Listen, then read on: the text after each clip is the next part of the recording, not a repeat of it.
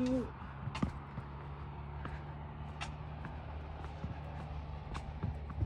names are the same. No, it's not same.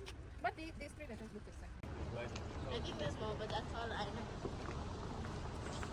We just after it's starting to go, we're gonna wait a while.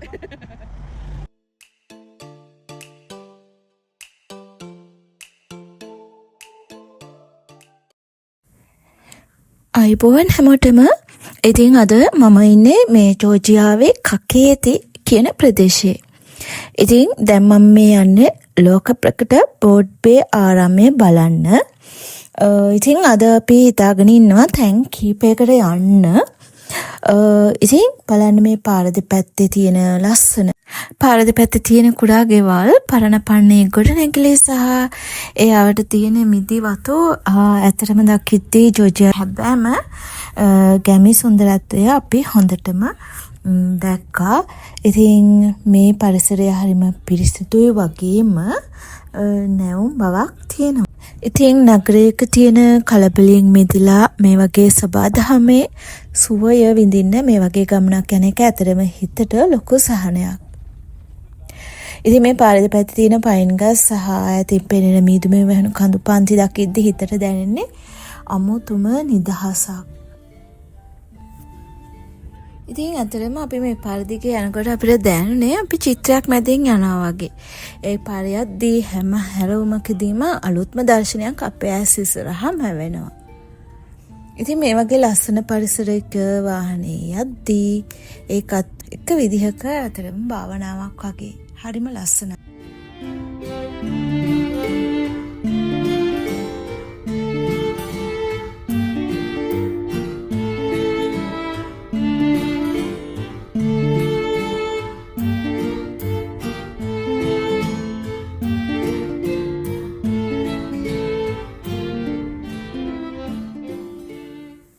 ඉතින් යාළුවනේ ඔන්න අපි අද දවසේ පළවෙනි ඩෙස්ටිනේෂන් එකට ළඟා වුණා. මේ තමයි සාන්තනීනෝ දේවස්ථානය. ඉතින් අපි ඉස්සෙල්ලා මෙතනට වාහනේ පාක් කරන්න පේ කරන්න ඕනේ. ඒක අපේ ටුවර් ගයිඩ් කළා.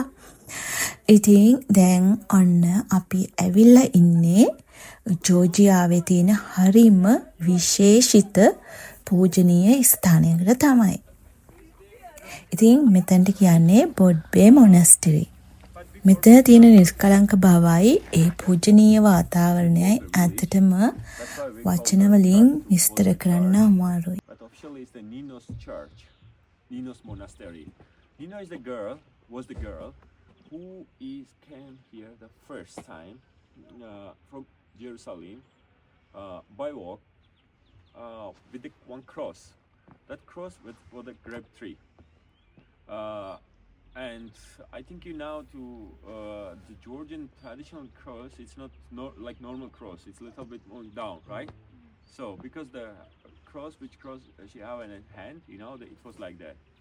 So Nina only stay in Mtskheta. She's coming first time in Mtskheta because the Mtskheta was capital of Georgia, not Tbilisi. Tbilisi is main town in there. They students get so many missionaries.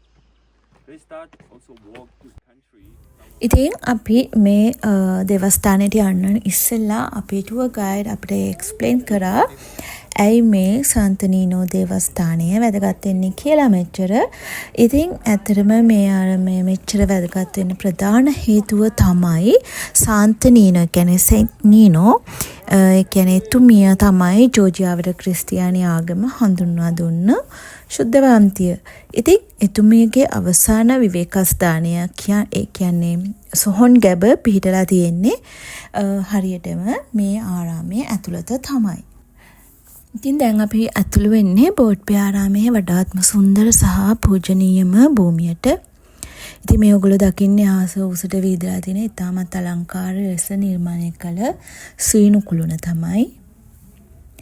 ඉතින් මේ අපි දැන් මේ නිස්කලංක වටපිටාව මැදින් යන්නේ ජෝර්ජියාවට ආලෝකය රැගෙන ආව සාන්තනීනෝතුමිගේ සොහොන් ගැබ පිහිටි ස්ථානයට. ඉතින් අතුපතර විහිදුණු මේ සයිප්‍රස් ගස් ආස්සේ පදික වේදිකා දිගේ ඇවිදගෙන යනකොට දැනෙන්නේ සාමකාමී හැඟීම ඇත්තටම වචන වලින් විස්තර කරන්න බැරි තරම්. ඉතින් අපි සොහන් ගැබ තියෙන තැනට ගියා. ඒක ඇතුළට අපි යද්දී මුළු ශරීරෙම හොඳින් වහගෙන යා යුතුයි සහ වීඩියෝ කරන්න දෙන්නේ නැහැ. ඉතින් ඒ නිසා මම වීඩියෝ කරේ නැහැ. ඉතින් ශාන්තනුතුමිය 4 වෙනි සියවසේදී ජෝර්ජියාවට ක්‍රිස්තියානි දහම හඳුන්වලා දීලා තියෙන්නේ.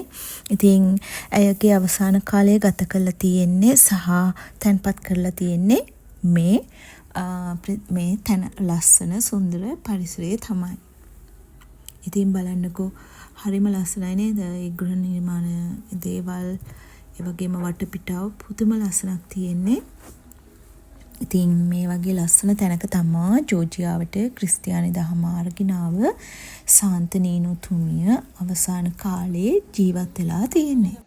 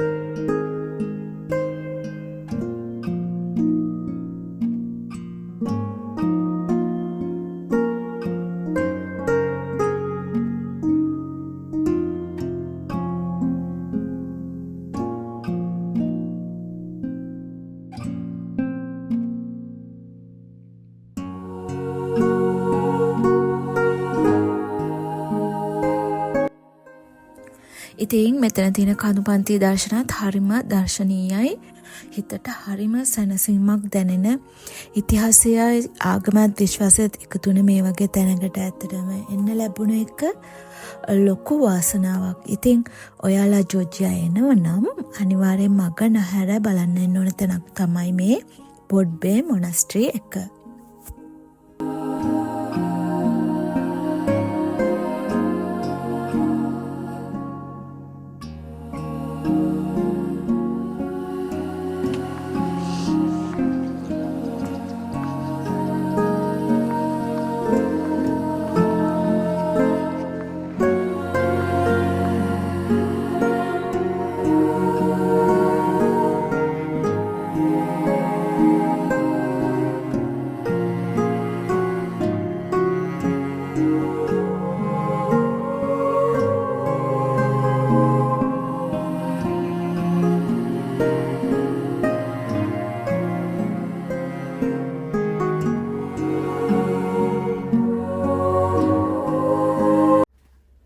ඉතින් ඕගලන්ට මොකද හිතෙන්නේ මේ තැන ගැන? හරිම ලස්සනයි නේද වටපිටාවත්? ඉතින් ඔන්න දැන් අපි මෙතනින් සමු අරගෙන අද දවසේ තවත් ලස්සනම තැනකට යනවා. ඉතින් මෙතනින් ඉඳන් අතරම විනාඩි 5ක 10ක වගේ දුර ප්‍රමාණයක් තියෙන්නේ. ඉතින් ඔන්න මම කිව්වා වගේ අපි අද දවසේ ලස්සන තැනට ආවා. ඉතින් මේ තමයි ආදරයේ නගරය. Eastern side, southern part, the part you can take video of pictures. And please, okay, and go until the end. ඉතින් යාළුවනේ බොඩ්බේ ආරාමේ පූජනීය බව විඳගත්තට පස්සේ අපි ඇවිල්ලා තියෙන්නේ මේ ආදරේ නගරය කියලා හඳුන්වන සිග්නාගි වලට. ඉතින් මේ ඈතින් පේන රතු පාට වහල්වල් සහිත ගෙවල් ඒ වගේම බලකොටු තාප දකිද්දී අපේ මහන්සිය කොහෙන් ගියාද කියලා හිතුණා. ඉතින් ඇත්තටම හරිම ලස්සනයි. ඉතින් මේ තියෙන්නේ මේ නගරේ තියෙන ලස්සනම රෙස්ටෝරන්ට් එකක්. අපි ඇතුළට ගිහිල්ලා බලමු. ඉතින් මේ තියෙන්නේ සිග්නාගි නගරේ තියෙන සිග්නාගි රෙස්ටෝරන්ට් එක. සෝ අපි බලකොටුව බලන්න යන්න කලින් හිතුවා පොඩ්ඩක් ලන්ච් එක ගන්න ඕනේ කියලා. අපි බලමු රෙස්ටුරන්ට් එක ඇතුළට ගිහිල්ලා කොහොමද මේ රෙස්ටුරන්ට් එක කියලා යමු.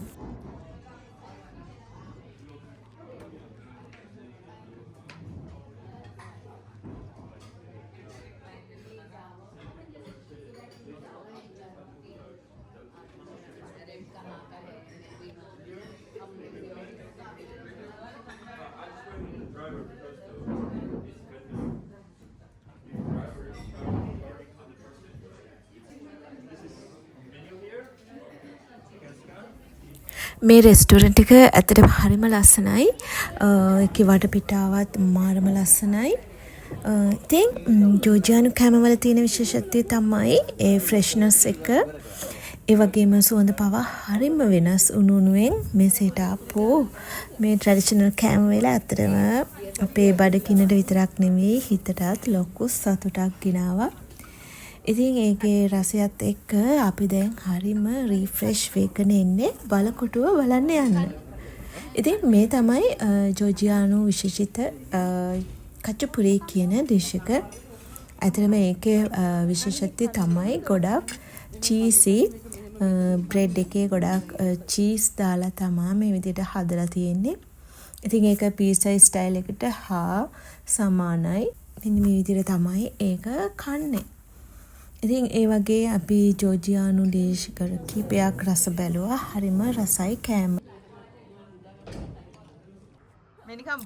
ඉතින් කාලේ ඉවර වෙලා අපි දැන් යන්නේ මේ සිග්නාගි වල තියෙන ලොකුම ආකර්ෂණය බලන්න තමයි. ඉතින් මේ තමයි සිග්නාගි බලකොට්ටු තාප්පය.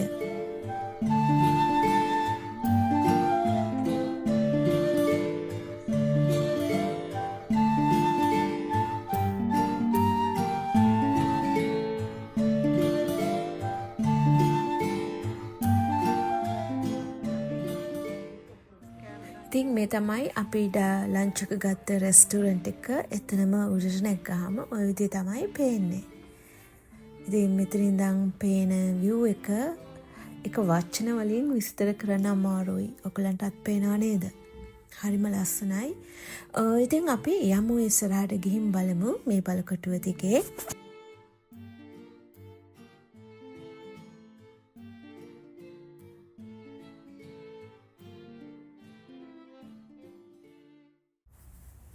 ඉතින් ඇත්තටම මේ බලකොටු පවුර උට ඇවිදිනකොට දැනෙන ෆීලින් එක වෙනමම එකක්. හරියට අපි ඉතින් අතීතයට ට්‍රැවල් කළා වගේ දැනෙනවා. ඉතින් ඇත්තටම මේ සිග්නාගි බලකොටු තාපය 18 වෙනි සියවසේදී ඉදුණු බලකොටුවක්. ඒ රටේ පාලනය කරපු රජු ඒ නගරය ආරක්ෂා කරන්න හදපු බලකොටුවක් කියලා තමයි කියන්නේ. ඉතින් ඇත්තටම මේ බලකොටුව අදටත් ලස්සනට මේන්ටේන් වෙලා තියෙනවා. ඉතින් මේ බලකොටුව කිලෝමීටර් 4ක් විතර දිගට විහිදෙනවලු. සමහරු මේ බලකොටු තාප්පය හඳුන්වන්නේ ජෝර්ජියාවේ මහා ප්‍රාකාරය කියලාලු. ඉතින් මොකද චීන මහා ප්‍රාකාරය වගේම මේකත් කඳු පන්ති අතරින් ඉතාමත් දීර්ඝව විහිදී යන ආකාරයට තමයි නිර්මාණය වෙලා තියෙන්නේ. ඉතින් ඇත්තටම යුරෝපයේ තියෙන දිගම බලකොටු තාප්ප වලින් එකක් විදිහටත් මේක සැලකෙනවලු. ඉතින් මේ තාප්පය උඩ ඇවිදගෙන යනකොට අපිටත් දැනෙන්නේ හරියට චීන මහා ප්‍රාකාරය උඩ ඇවිදිනා වගේම හැඟීමක්. ඉතින් ඊටත් වඩා ලස්සනම දේ තමයි මේ පවුරේ ඉඳන් පහළට පේන view එක. අල්සාවි නිම්නයයි එහා පැත්තේ පේන කොකෙසස් කඳු පන්ති එකතු වුණාම මේක නිකම් බලකොටුවක් නෙමෙයි. ඇත්තටම City of Love කියන නම මේකට නිකම්ම නෙමෙයි ලැබිලා තියෙන්නේ. මේ නිස්කලංක බවයි ඒ ලස්සනයි. ඇත්තටම අපිට කවදාකවත් අමතක වෙන්නේ නැහැ මේ ලස්සන. ඉතින් මේ ප්‍රාකාරය පුරාම ආරක්ෂක කුළුණු 23ක් පිහිටලා තියෙනවලු. ඉතින් විශේෂම දේ තමයි මේ හැම කුළුණක්ම අවට තියෙන ගම්මානවල නම් වලින් තමයිලු හඳුන්වලා දීලා තියෙන්නේ. ඉතින් යුද්ධයක් ඇති වුණාම ඒ ගම්වල වැසියන්ට තමන්ට වෙන්නුණු කුළුණට ඇවිත් ආරක්ෂා වෙන්න මේ අවස්ථාව සැලසීලා තියෙනවලු. ඉතින් මම ඔයගලන්ට මේ කුළුණක් ඇතුළට ගිහිල්ලා පෙන්නන්නම්. ඒ කුළුණ ඇතුළ මොන වගේද කියලා. අපි බලමු ඉස්සර යුද්ධ කාලේ කොහොමද මිනිස්සු හැංගිලා මේ වැය ඇතුලේ තමන්ගේ ජීවිතේ බේරගෙන තියෙන්නේ කියලා.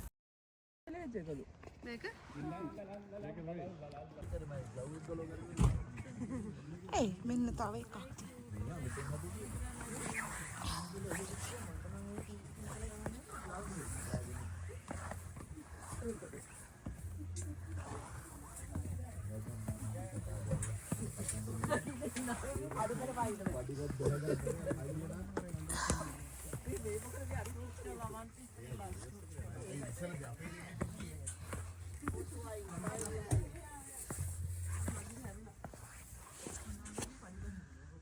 මේ බලකොටට අතරට ගියාකි.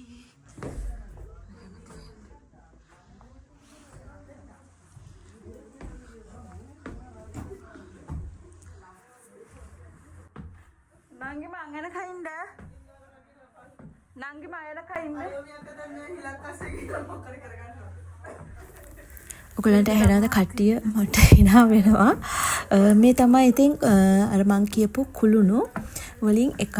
ඉතින් ඒ කාලේ මේ ගම්වල වැසියන් සතුරන්ගෙන් ආරක්ෂා වෙන්න මේ වගේ තැන්වල තමයි හැංගිලා ඉඳලා දිවි බේරගෙන තියෙන්නේ.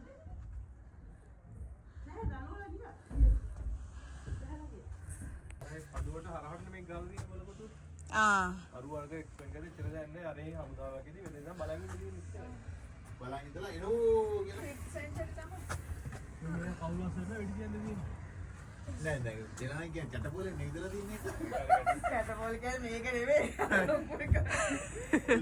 ලොකු පේන ඇති නෑ යාගේ ගොඩක් පෙවුනක් මෙතෙන්ට පේන විදිය මෙහෙම තමයි. හරිම ලස්සනට පේනවා වටේම. මේ වගේ කුළුණු තමයි ඔය දිගටම පේන්නේ. තැන් තැන් වල හදලා. ඉතින් අපි ඔය දිගටම තමයි ඇවිල්ලා දැන් මේ එක කුළුණක් මත තමයි අපි ඉන්නේ.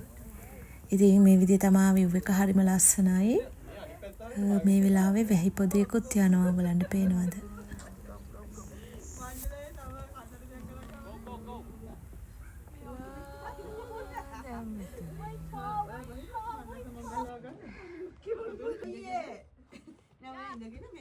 අයයි මේ චෝඩි පඩි පෙලත් බහගන්න මේ වෙලාවේ. ඉතින් අපි හිතුවේ මේ බලකොටුව දෙවෙනි ලෝක යුද්ධ කාලයේ හදපු එකක් කියලා. ඒත් ඇත්තටම මේක ඊට වඩා ගොඩක් පැරණි. මේ බලකොටුව ඉදිවිලා තියෙන්නේ 18 වෙනි සියවසේදී. ඒ කියන්නේ 1762 වගේ කාලයේදී තමයි. ඒ කාලේ පර්සියානු සහ ලෙස්බියන් ආක්‍රමණිකයන්ගෙන් නගරය ආරක්ෂා කරගන්න තමයිලු මේ දැවැන්ත ප්‍රකාරය ඉදි කරලා තියෙන්නේ. ඉතින් හරිම ලස්සන ඉතිහාසයක් තියෙනවා. ඔන්න ඉතින් දැන් අපි ඊළඟට යන්නේ මෙමරියල් වෝල් එක බලන්න. අපි ගිහින් බලමු. මම ඔයගලන්ට ළඟට ගිහිල්ලා විස්තර පෙන්නන්නම් මෙමරියල් වෝල් එක මොකක්ද කියලා. ඉතින් අපි බලකොටුවේ ඉඳලා කෙලින්ම දැන් ඇවිදගෙන යනවා ඒ නගරයේ මැද තියෙන මෙමරියල් වෝල් එක බලන්න මෙහෙමම. ඉතින් ඔන්න දැන් අපි ඒ උද්‍යානයට ඇතුල් වුණා. ඉතින් පොඩි උද්‍යානයකුත් එක්කම තමයි මේ මෙමරියල් වෝල් එක ඒගොල්ලෝ ඉදි කරලා තියෙන්නේ. මෙන්න මේ විදිහට තමයි ඒ උද්‍යානය ඉඳන් බලද්දී අවට පරිසරය හරිම ලස්සනයි. ඉතින් වින්ටර් එක නිසා තමයි මේ ගස්වල කොළ නැත්තේ. ඉතින් වින්ටර් එකේ හැම ගහක්ම වගේ ජෝර්ජියාවේ මේ වගේ තමයි. ඉතින් මම දැන් ඔයගොල්ලෝ එක්කගෙන යනවා මෙමරියල් වෝල් එක ළඟට. අපි ගිහලා බලමු මොන වගේද මේ මෙමරියල් වෝල් එක කියලා. It's a name and last name. All of them are died in Second World War. Oh. So, but they are only from this city, from this place. Just imagine how many people died from Georgia. Look at this wall. It's only from here. ඉතින් ඔයගලන්ට තේරුණාද අපේ tour guide අපිට කිව්වේ මේ දෙවෙනි ලෝක යුද්ධයෙන් මියගිය කට්ටියගේ නම් තමා මෙතන තියෙන්නේ. ඉතින් අතරම මේ නම් ටික මේ ප්ලේස් එකේ මේ සිටි එකේ මේ ගිය අය විතරයිලු. ඉතින් ටුවර් ගයිඩ් කියපු විදිහට මුළු ජෝර්ජියාවෙම බැලුවොත් කී දෙනෙක් දීප් හොදන්න ඇතිද කියලා තමයි කියන්නේ. ඉතින් මෙතන කැටයම් කරලා තියෙන හැම නමක්ම තියෙන මේ නගරයේ ඉතිහාසය ගැන. ඉතින් ජෝර්ජියාව භාෂාවෙන් ලියලා තියෙන මේ නම් දිහා බලද්දි දැනෙන්නේ ඇත්තටම පරම්පරා ගණනක මතකයන්.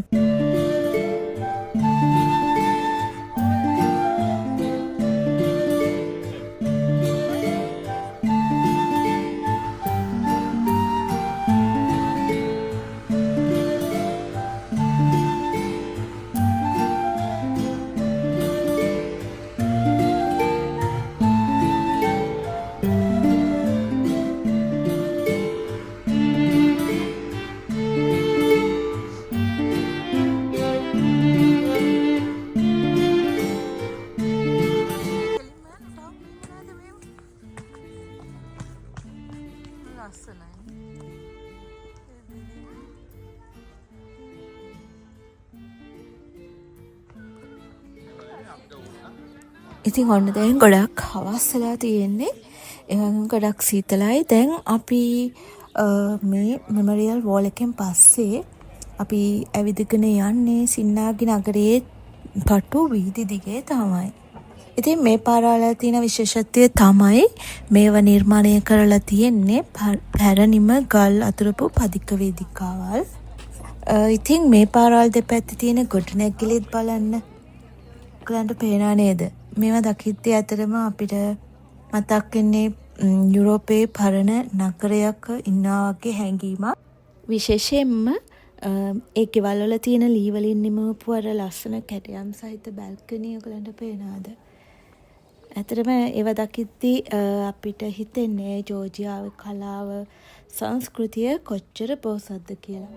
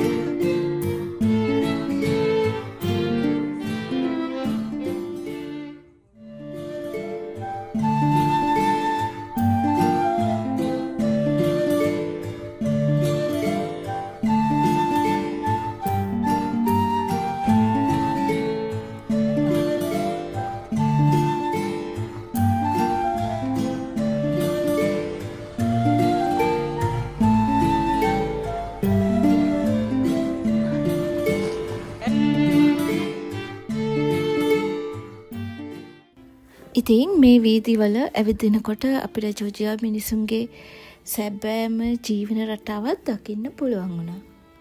ඉතින් සමහර තැන්වල පාර අයිනේ මේ වගේ ඉඳගෙන ඒ අතින් කරපු නිර්මාණ සහ විවිධාත්කම් නිර්මාණ ඒවා විකුණන ගැමියොත් ඉන්නවා.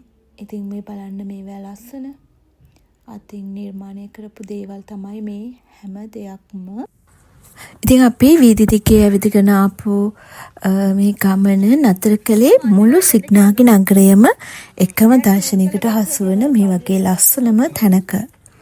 ඉතින් බලන්න ඔයගලන්ටත් පේන ඇති නේද? අර ඈතින් පෙනෙනේ දැවැන්ත කඳු කොකේසස් කඳු. ඉතින් ඒ කොකේසස් කඳු පිරලා තියෙන්නේ ඇත්තටම නගරයට ආරක්ෂිත පවුරක් බැඳලා තියෙනවා වගේ. හරිම ලස්සනයි. ඉතින් ඊර බැස යන්න ටික වෙලාවකට ඉස්සෙල්ලා මේ වගේ මේ කඳු අතරින් එන මීදුම ඒ වගේම රතු පැහැති වහල්වල් සහිත නිවාස දකිද්දී ඇතරම අපිට හිතෙන්නේ අපි සුරංගනා කතාවක දර්ශනයක් බලනවා වගේ. ඉතින් මේ ආදරේ නගරය කියන්නේ City of Love කොයිතරම් නම් සුන්දරයිද කියලා මේ දර්ශනයෙන්ම ඔයගලන්ට පේනවා ඇති නේද?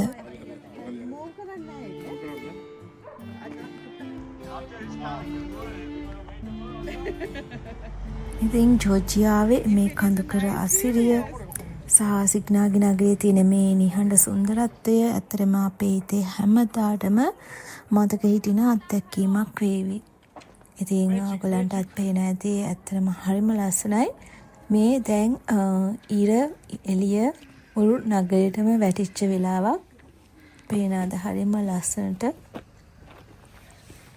අපිට ඒක මෙතනට දිස් වෙනවා. ඉතින් හැම වෙලාවෙම හැම මොහොතකම මෙතන view එක වෙනස් වුණා. ඉතින් ওই විදිය තමයි අද මම ඔයගලන්ට ජෝර්ජියාවේ ලස්සනම තැන් ටිකක් ගෙනාවේ. මම හිතනවා ඔයගොල්ලෝ මේ වීඩියෝ එක එන්ජොයි කරන්න ඇති කියලා. ඉතින් මේ තියෙන්නේ ජෝර්ජියාවේ ෆියුල් ස්ටේෂන් එකක්.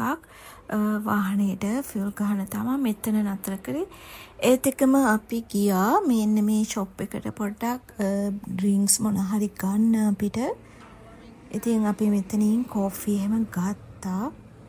ඉතින් මේ වගේ තමයි ජෝර්ජියාවේ පොඩි ෂොප් එකක් තියෙන්නේ. ඉතින් හැම ෂොප් එකකම වගේ කෝෆි අනිවාර්යෙන්ම තියෙනවා. මොකද ඒ ක්ලයිමේට් එකත් එක්ක ගොඩක් අය කෝෆි එහෙම බොන නිසා. ඉතින් අපිට මෙන්න මේ වගේ කියුට් යාළුවෙකුත් හම්බුණා. ඉතින් එහෙනම් මේ වීඩියෝ එක මම මෙතනින් දැන් ඉවර කරනවා. ඔයගොල්ලෝ මේ වීඩියෝ එක බලවට ගොඩක් ස්තුතියි. මතක ඇතුව වීඩියෝ එකට ලයික් කරන්න, කමෙන්ට් කරන්න. ඒ වගේම තවත් වීඩියෝ එකකින් අපි හම්බෙමු. එතකන් ඔයගොල්ලෝ සතුටින් පරිස්සමින් ඉන්න.